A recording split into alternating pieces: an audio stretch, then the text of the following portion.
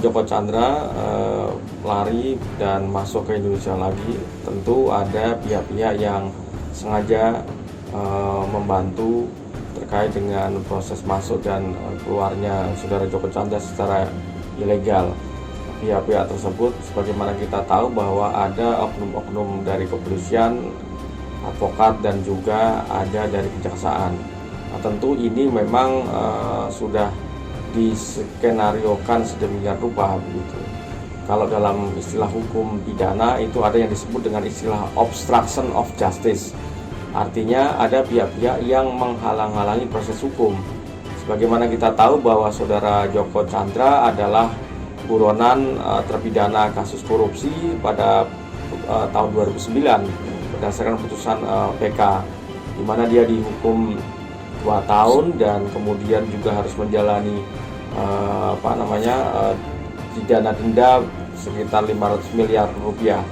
Nah, saat ini yang bersangkutan setelah kemudian ditangkap itu adalah dikarenakan adanya keinginan untuk mengajukan peninjauan kembali terhadap putusan yang berkekuatan hukum tetap, yaitu supaya Joko Chandra diharapkan bebas. Namun demikian ternyata putusan Mahkamah Agung sudah ada terkait dengan permohonan PK saudara Joko Chandra dan ditolak permohonan PK-nya.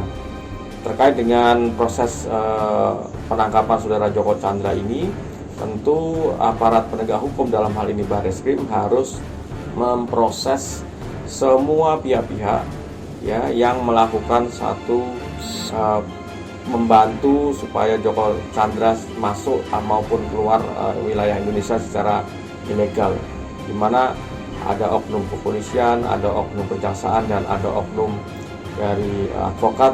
Semua itu harus dilakukan proses hukum, karena ini sebenarnya kalau dalam ranah hukum pidana itu masuk dalam sebuah perbuatan tindak pidana suap yang dikualifikasi sebagai satu perbuatan delik korupsi.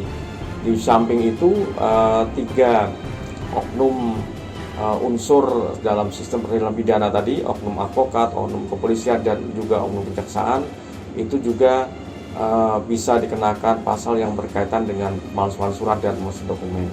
Saya kira itu yang berkaitan dengan soal kasus Joko Chandra, dan intinya adalah ini menjadi momentum yang baik bagi aparat penegak hukum untuk mengembalikan kepercayaan publik supaya publik lebih percaya lagi dengan hukum Indonesia.